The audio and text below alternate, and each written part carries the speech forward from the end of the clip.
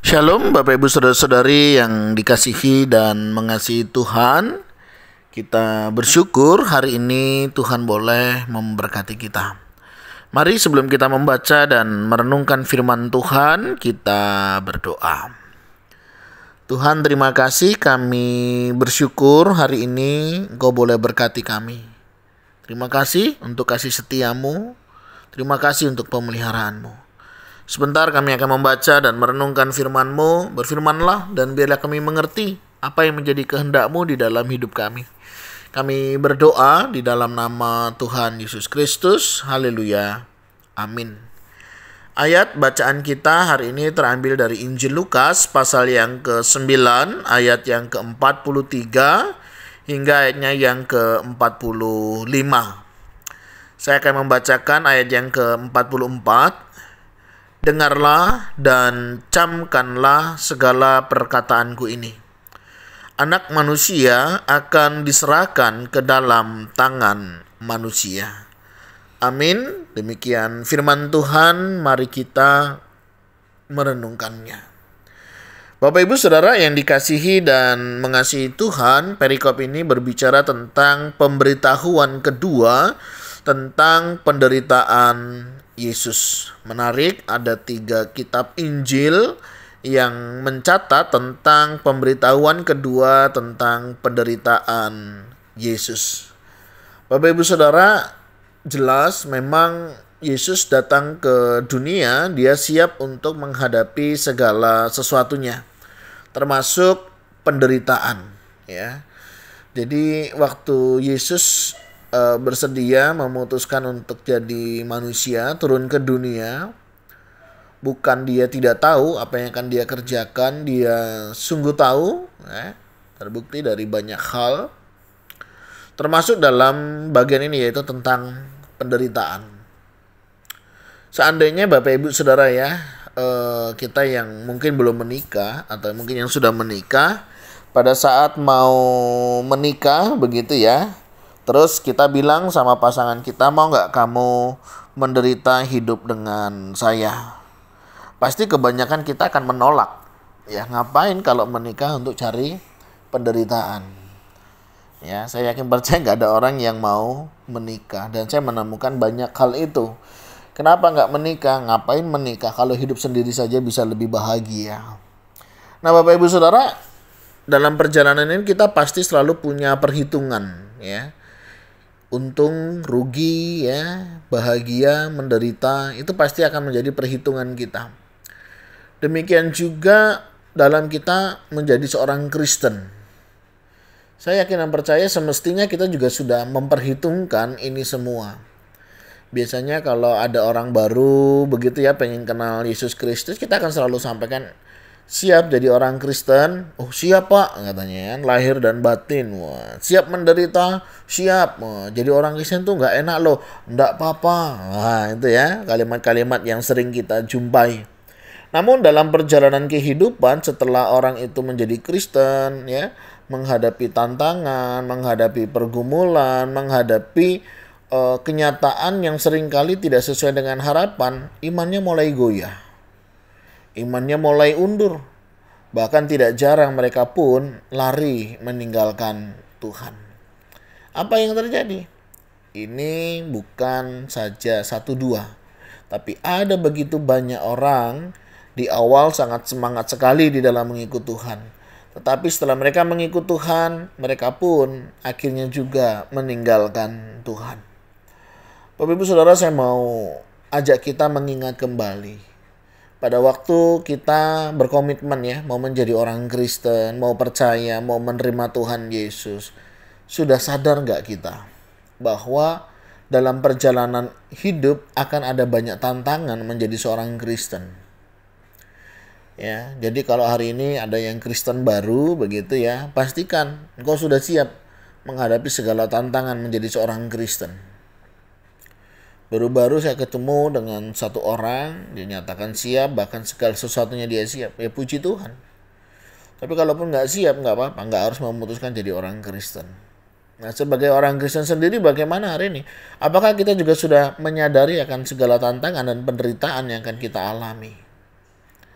Jika kita sudah sadar, kita sudah mengerti, semestinya kita tidak akan lagi mempertanyakan hal-hal yang demikian. Termasuk penderitaan yang akan kita hadapi. Nah, ini penting Bapak Ibu Saudara ya. Termasuk di dalam perjalanan kehidupan kita.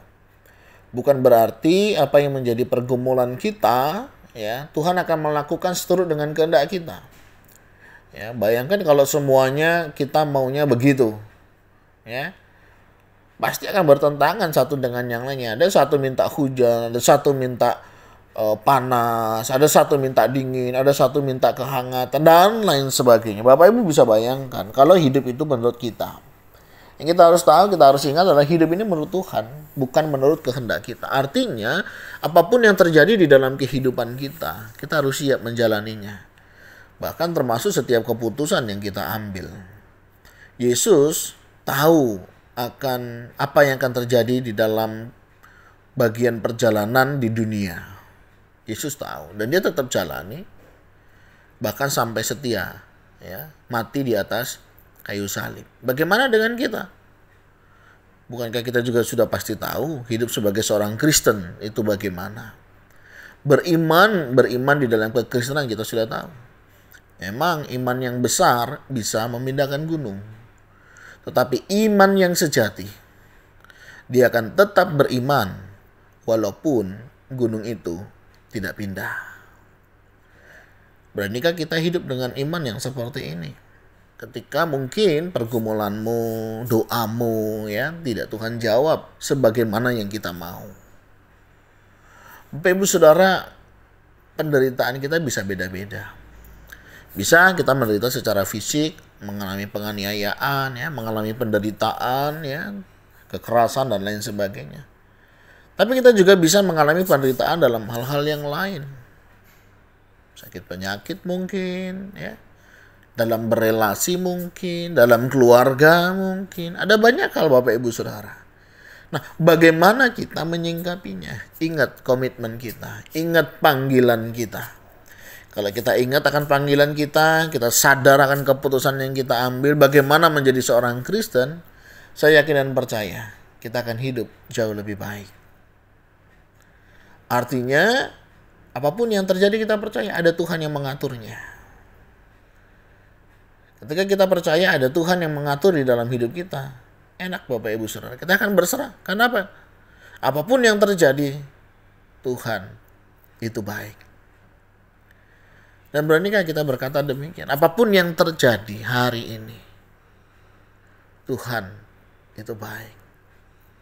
Kalau kita bisa berkata bahwa Tuhan itu baik, percayalah, apapun yang terbaik, apapun yang terjadi di dalam hidup kita ini, Allah turut bekerja dalam segala sesuatunya.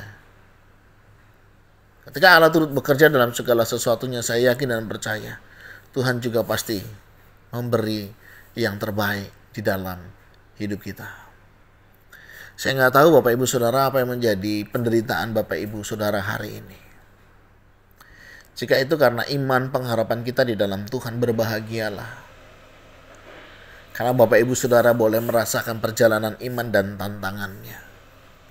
Tetapi jika karena apa yang kita lakukan di masa yang lalu, apa yang kita lakukan sesuatu yang sebelumnya, ya kita semestinya harus sadar dan bertobat kembali kepada Tuhan. Hidup dengan kehendak Tuhan kembali.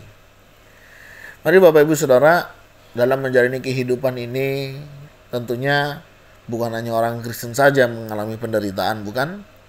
Orang yang nggak Kristen pun mereka juga mengalaminya. Cuman apa bedanya? Bedanya kita punya pengharapan, kita punya Tuhan. Ya. Kita punya Allah yang senantiasa Immanuel. Dia selalu beserta dengan kita. Tenang Bapak Ibu Saudara, nggak pernah sendiri kok. Ya. Karena apa? Ada Tuhan yang menyertai perjalanan hidup kita. Selama ada Tuhan, amanlah hidup kita.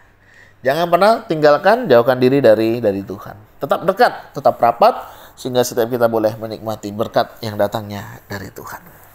Tuhan, terima kasih, kami bersyukur untuk anugerah yang Kau boleh berikan. Kami sadar bukan kami yang memilih Engkau, tetapi Engkaulah yang memilih kami, sehingga hari ini kami boleh menjadi seorang yang percaya kepadamu. Terima kasih anugerah-Mu. Ajar kami untuk menikmati setiap perjalanan hidup ini, dan biarlah kami tetap hidup dalam rencana-Mu, dan kami boleh melakukan apa yang menjadi kehendak-Mu. Kuatkan, teguhkan iman kami, dan biarlah nama-Mu yang senantiasa dimuliakan. Terima kasih ya Tuhan, ini doa seru kami yang kami naikkan di dalam satu nama Tuhan Yesus Kristus. Haleluya. Amin. Bapak Ibu Saudara, tetap semangat, apapun yang terjadi, percayalah Tuhan Yesus baik. Shalom.